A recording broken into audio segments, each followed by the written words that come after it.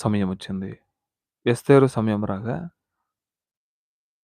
Hegai ఏదైతే ఆమెను ధరించుకోమన్నాడో అది తప్ప మరి ఏది ధరించుకోలేదు. అయితే ఎప్పుడైతే రాజు ముందర ఆమె కనబడిందో రాజుకు చాలా ప్రేమ పుట్టింది.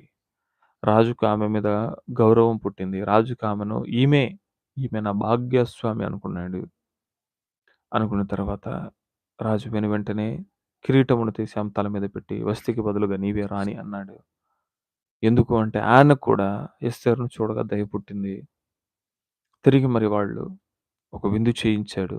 రాజుకు స్తోమతకి తగినట్లుగా బహుమానాలిచ్చాడు.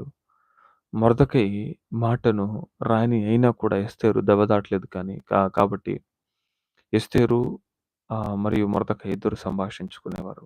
అటు సంభాషణలలో ఒక ఇద్దరు రాజును గురించి నచ్చని వారు, రాజుకు హాని చేయాలని, రాజును చంపాలని తలంచిన వారై ఉండగా ఆ మాట మొర్దెకై విని ఎస్తేరుకు మొర్దెకై నా పేరు మీద సమాచారం అందించాడు.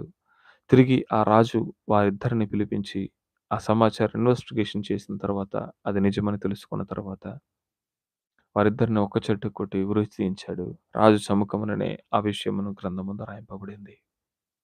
ఇది ఎస్తేరు గ్రంథం 2వ అధ్యాయంలో ఉన్న ధ్యానం. అయితే దీని ద్వారా మనం నేర్చుకోవాల్సిన పాఠమేమిటి?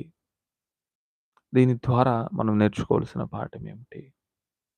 అని మనం ఇక్కడ చూసినప్పుడు, అందునిమిత్తము ఎస్తేరును బట్టి హేగేకి దయ పొందింది. దయ అవసరం నేటి దినాల్లో.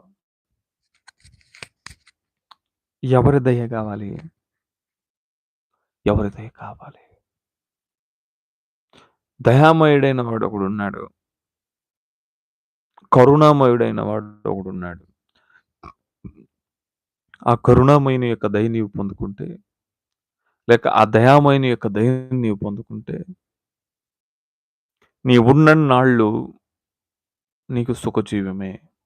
ఎందుకు ఈ మాట అంటున్నానంటే, హేగే దృష్టికి ఎస్తేరు దయ పొందింది. అర్థమవుతుందా? హేగే దృష్టికి ఎస్తేరు దయ పొందింది. ఆ దయ పొందడాన్ని బట్టి ఏమైందంటే, ఆమెకు కావలసినవన్నీ దొరికాయి. అంతేనా? అంటే 9వ అధ్యాయంలో 9వ వచనంలో చూస్తే ఆచనది అతని దృష్టికి ఇంపైనది గనుక ఆమె అతని వలన దయ పొందింది. నిన్ను కోరుకునేవాడు దేవుడు కదా! ఆలోచించండి. ఎస్తేరుని సెలెక్ట్ చేసేది ఎవరు అంటే రాజు. రాజు దగ్గర రికమెండేషన్స్ కుదరవు. ఎస్తేరు రాజుని ఇంప్రెస్ చేయాలి. ఎస్తేరు రాజుని గౌరవపరచాలి. రాజుని ఆహ్, ఇంప్రెస్ చేయాల్సిందే. మరి హేగేతో ఏం పని? అతడు ఒక సహాయకుడు మాత్రమే కదా హేగే. మరి హేగే దగ్గర గూడా దయ పొందడానికి అవసరం ఏముంది? హేగే దగ్గర ఎందుకు దయ పొందబడింది? ఆలోచించారా ఎప్పుడైనా? ఆలోచించారా ఎప్పుడైనా? ఎందుకు? అత్యంత ముఖ్యమైన విషయం మనం చూసుకున్నప్పుడు, హేగే ఒక నపుంసకుడు. మరి నపుంసకునికి కూడా నచ్చేలా ఉంది అంటే అది ఆమె ధరించుకున్నదా? లేక ఆమె ప్రవర్తన? లేక ఆమె మాట? అని మనం చూడొచ్చు. ధరించుకున్న దాన్ని బట్టి అయితే కాదు. ఇది మనం ఖండితంగా చెప్పొచ్చు. ఎందుకు ధరించుకోవడం దాన్ని బట్టి కాదు అంటే, అప్పటికే వారక్కడ చేస్తూ ఉన్నది మొర్దెకై అత్యంత ధనవంతుడేం గాదు. మొర్దెకై ఆ దేశమునకు, ఆ పట్టణానికి కూడా చెందినవాడు కాదు. మొర్దెకై యూదుడు. అతని దేశం వేరు. అది ప్రదేశం వేరు. అతని రాజులు వేరు. అతని యొక్క రాజ్యం వేరు. అతని యొక్క జనం వేరు. బ్రతుకుతూ ఉన్నారు.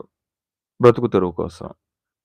అలాంటి సమయంలో, అట్లాంటి సందర్భంలో తగినంత మటుకు తనకు ఉన్నదాన్ని తీసుకొని వెళ్ళాడు. మరి రాజ సముఖమునకు వస్తున్నారంటే అనేక మంది సౌందర్యం కలిగిన వారు, చిత్ర విచిత్రమైన వస్త్రములు కలిగిన వారై, వర్ణములను, బంగారములను, వెండిని, వజ్రములను ధరించుకొని వెళ్తారు. కారణం రాజు వారిని చూసి వారి మీద దయ పెడితే అర్థమవుతుందా? రాజు వారిని చూసి వారి మీద దయ పెడితే అయిపోయిద్ది.